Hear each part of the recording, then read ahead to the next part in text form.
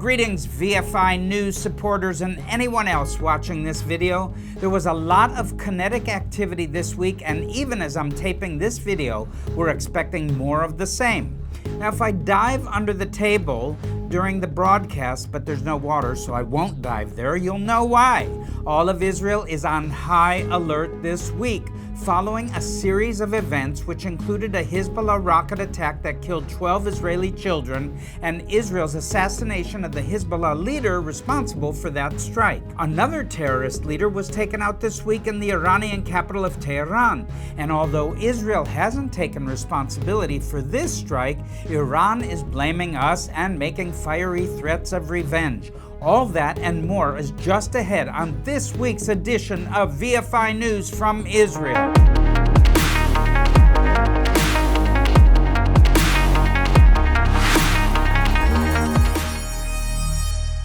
Well, shalom once again. I love you all out there. Even the bad comments make me just want to get in there and go for it.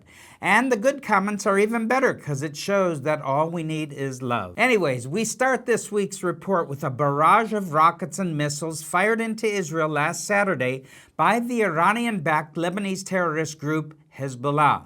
This was only one of hundreds of such attacks Hezbollah has launched against Israel since October 8, 2023. But this barrage last Saturday included the firing of an Iranian-made Flak 1 missile that hit a soccer field in the Druze village of Majdal Shams in the Golan Heights. 12 youth, most of them young children, were killed by this strike, which also wounded about 40 others. This event shocked the whole nation, but if I can get personal with you for a moment, friends, it did more than just shock me. As some of you might know, we at Vision for Israel just a few days before placed a bomb safety shelter where the missile hit on that soccer field. It was at that very soccer field for the purpose of delivering a bomb safety shelter, one of over 300 such shelters we've placed in communities all over Israel in the last several years. In placing bomb safety shelters, as in so much else in life, timing is everything. We placed that shelter at that soccer field just a few days before it would be needed. When the sirens sounded the following Saturday, 9 people were able to get inside before the missile struck, and so they were protected from the explosion and shrapnel. Now, if you take a look at the outside of the shelter, you can see that its walls did indeed stop hundreds of pieces of deadly shrapnel and debris that otherwise might have hit the children. Friends, that's exactly what these bomb safety shelters are for. And although we were saddened that 12 children were killed by this rocket and many more wounded, we're also grateful that the shelter we placed in that spot saved us from an even bigger tragedy. I only wish we could have put 2 more shelters or maybe even more in and around that area. Now, what I worry about now is that there are likely to be many more rockets and missiles fired at Israeli towns and cities in the coming days, and many more shelters will be needed. There are hundreds of thousands of people in Israel who are in danger of being hit by the next rocket, and they've got little or no protection. We desperately need to place more shelters like the one that saved lives in Majdal Shams, and for that we need your help and support. Now please visit our website visionforisrael.com and click on the Projects tab. There you can see the shelter project and many other projects that are meant to help Israelis in this time of great danger and need, whether they're Jewish, Druze, Arab, anybody, refugees. Once again, that's visionforisrael.com. Now moving on to some of the reason these rocket attacks are likely to continue and even intensify. In the aftermath of the attack, Hezbollah went into a little bit of a panic mode, and a quick word of explanation is in order to help us understand why. Now the Druze, not to be confused with the Jews, are a group of people who live in this part of the world. Ethnically, they are Arabs, but they practice a religion that does not accept converts and also frowns deeply on any of its members who leave the group. The Druze religion incorporates bits and pieces from several other religions that have been practiced in this part of the world for centuries, and the actual theological tenets of this religion are kept a closely guarded secret by their clergy. But there's a few things that are generally known, including the fact that they believe in reincarnation. This belief leads them to be very loyal to the country they're citizens of for reasons that, I'm sorry, I can't explain because I'm not entirely clear on it myself. But in any case, there are around 140,000 Druze citizens of Israel, and their loyalty to the state of Israel goes way back to the War of Independence in 1948, when they fought alongside the Jews to establish this country. And by the way, my first commander in basic training in the Israeli IDF was a Druze commander, and he really, really was great. Now, afterwards, following that war, the War of Independence, the leaders of the community asked that their young men be drafted into the IDF, just like Jewish men and women are when they reach the age of 18. Druze soldiers have fought in the IDF ever since, and several have become IDF generals. But remember what I said before about how these folks are very loyal to the country they're citizens of? There are around 20,000 Druze in Jordan, 250,000 in Lebanon, and over 600,000 in Syria. These communities have also made large contributions to their countries, including in the military. All of this brings us back to the Hezbollah missile attack, which killed 12 children in the Druze village of Majdal Shams last Saturday.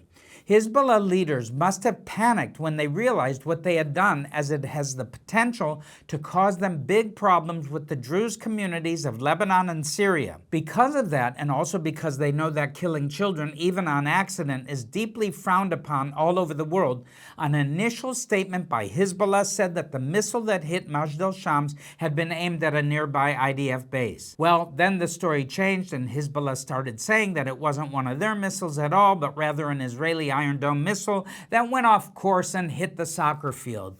Lies, lies, and more lies. Sadly, there were a fair number of social media accounts, probably including many bots, that began to spread this absurd, false narrative. I have no idea how many people there might be out there who actually believed it, but most world governments ignored it and condemned Hezbollah, declaring that Israel had every right to strike back. There was one glaring exception to this, aside from the usual suspects in Tehran and Moscow. I'm talking about Turkish President Recep Tayyip Erdogan. Before Israel even made any move towards retaliating for the Hezbollah strike on Majdal Shams, Erdogan was angrily declaring that he would order his own military to invade Israel if that happened. Well, my comment is Turkish taffy. Completely ignoring the role that Hezbollah has played in the war thus far, launching over 7,000 rockets, missiles, and UAVs into Israel, Erdogan framed the situation as a straightforward case of Israel's unprovoked aggression against Lebanon. Give me a break, guys. Nevertheless, this threat by a NATO member to use force against Israel if it dared to retaliate against an attack by an internationally recognized terrorist organization led to harsh condemnations from many European governments. Many of these same governments declared their support for Israel in its battle against Hezbollah, and Canada not only supported Israel but called out Iran for its support of Hezbollah's destabilizing activities. But of course, the voice that was heard the loudest in all of this was the United States, with Defense Secretary Lloyd Austin declaring that the U.S. would help defend Israel from any retaliation by Iran or Hezbollah. Other senior Biden administration officials, including the National Security Staff of Vice President and presumptive Democrat nominee for President Kamala Harris, also made a point of affirming that the Golan Heights are part of Israel. You might recall that former President Donald Trump officially recognized Israeli sovereignty over the Golan Heights, Kol hakavod lo, which is an Israeli expression with honoring him. But the Biden administration never really made its own thoughts on that clear until now. In any case, with the backing of Washington and most of its other Western allies, Israel did indeed act on Tuesday evening, hitting an apartment in the southern neighborhoods of Beirut. The target of the attack was Fuad Shukr, the deputy commander of Hezbollah and the right-hand man of Sheikh Hassan Nasrallah.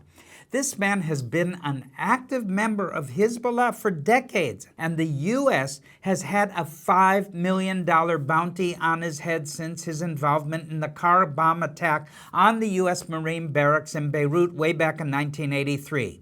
I am sure he has had a few enemies out there. He's also been a driving force behind the near-daily rocket and missile attacks on Israel over the past 10 months, and he was directly responsible for the strike on Majdal Shams.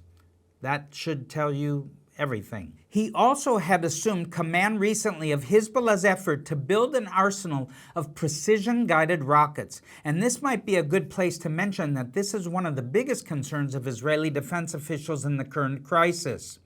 Now, these precision-guided weapons would be a big threat to Israel's critical infrastructure in the event of a major war, and some of them were observed to be moving into firing positions in the last few days. I can only hope that if they were observed, they can also be targeted by the IDF before they can be used. That would be great if they could do that, like right now, guys, okay? Get my message? But getting back to Shukr, for about 24 hours, Hezbollah tried to deny that he had been killed in the strike. But on Wednesday evening, reports emerged that his lifeless body had been found in the rubble of the building. About the same time as Shukr's death was being confirmed, Iranian news portals also confirmed the death of a senior IRGC military advisor who had the bad luck to also be in the building when the Israeli missiles hit it. But even before that happened, the usual suspects had begun their chorus of angry denunciations of Israel for daring to hit these evil men who had done so much to bring terror and misery to Israelis, Lebanese, and many others. Now, Iranian Supreme Leader Ayatollah Ali Khamenei vowed that there would be a harsh response to what he characterized as Israel's foul murder of a noble and brave freedom fighter. Hamas, the Houthis in Yemen, and many other Iranian-sponsored terrorist groups around the region issued similar statements. High-octane hypocrisy was evident in some of these statements. For instance, Hamas, which started this war by launching its massacre of Israelis on October 7th, called Israel's strike a dangerous escalation. The Houthis in Yemen, who have been firing missiles at civilian and military ships of several nations as they attempted to sail past Yemen in the international waters, condemned Israel's strike as a flagrant violation of Lebanon's sovereignty and international humanitarian law. Look who's talking. Well, Russia, which I don't have to tell you, is currently involved in a war to try and subjugate Ukraine, also made statements about how unacceptable it is to violate the territorial sovereignty of neighboring countries and international law and all that stuff. Speaking of hypocrisy and getting back to Erdogan's threat to invade Israel to defend Lebanese sovereignty, he sent his air force to bomb Kurdish targets in northern Iraq this week. He's been doing that for years, and I don't understand why he gets away with it. Do you? I could say a lot more about the hypocrisy in the Middle East, but now it's time for our last big story for the week, and I saved it for the last because we're updating this part literally up till just a few minutes before I'm starting to tape right now. On Wednesday evening, Prime Minister Benjamin Netanyahu posted a video message to Israelis in which he said, among other things, that, quote, challenging days are ahead, unquote, because of the likelihood of a major attack on the country from Iran and its proxies, including Hezbollah.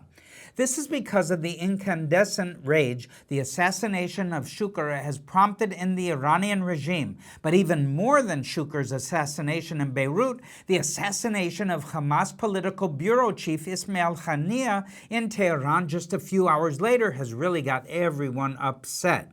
Therefore, I recommend Pepto-Bismol. Well, anyhow, Haniyeh was in Tehran to participate in the swearing-in ceremony for Iran's new president, Masoud Pezeshkian. A few hours after participating in the ceremony, he was in a house just 150 meters away from the presidential residence in an affluent neighborhood of Tehran when a missile hit that house, killing him and one of his bodyguards. Now, Israel has neither confirmed nor denied that it carried out this strike, which is, needless to say, a major embarrassment for Iran and its Islamic Revolutionary Guard Corps.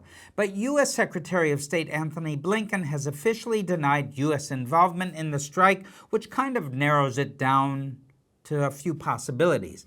In any event, Hamas, Hezbollah, Iran, and several other terrorist entities and terror-supporting governments around the world have issued harsh condemnations of the strike, blaming Israel and threatening revenge. That's what Netanyahu was warning the nation about in his video address on Wednesday evening, which he recorded at the IDF headquarters in Tel Aviv following a 3-hour meeting with the security echelon.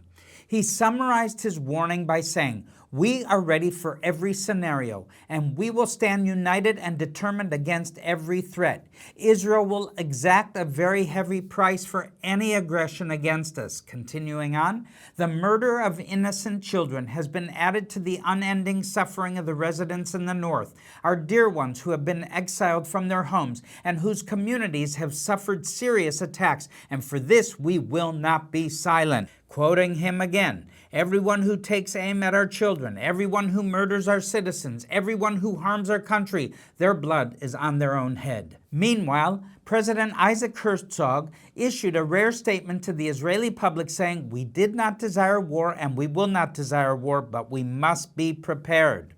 I couldn't agree more with that statement, which is why Vision for Israel has been working so hard for years, but even more intensively in recent months, to try and bolster this country as best as we can. We've done this in a variety of ways, including the bomb safety shelters. In fact, we've already installed 50 just this month alone. I mentioned previously, but also through building up reserves of food and other necessities at our Millennium Center in central Israel, our provision of life-saving equipment and training to medical first response teams and more. So if you want to know more about how you can support these efforts, please visit our website at visionforisrael.com and click on the Projects tab. Thank you. Meanwhile, several Western governments urged their citizens to leave Lebanon immediately and avoid traveling to Israel unless it was very urgent. Several major airlines have already suspended flights to Lebanon and Israel, while there were reports Thursday morning that a Lufthansa airliner on its way to Israel landed in Cyprus instead because the crew refused to land in Israel. Friends, we're almost out of time for this report, and I'd like to end with some good news, but this week it's hard to find any good news by scanning the headlines. So I'll just quote the late Billy Graham, who famously said that although things look grim in the world today, I read the back of the book and we win. By this, of course, he was referring to the Bible, which assures us that Israel will not be overcome by this present darkness. I take great comfort from that, but I've also been around long enough to know that very often in life, even when you win, it hurts. That's true in most sports, and it's definitely true in a war.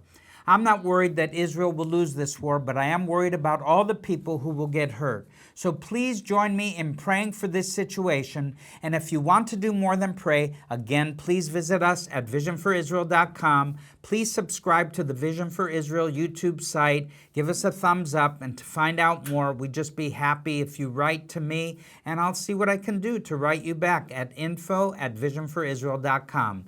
Until next week, I'm Barry Segal, and this has been another edition of the VFI News from Israel. God bless you, and shalom.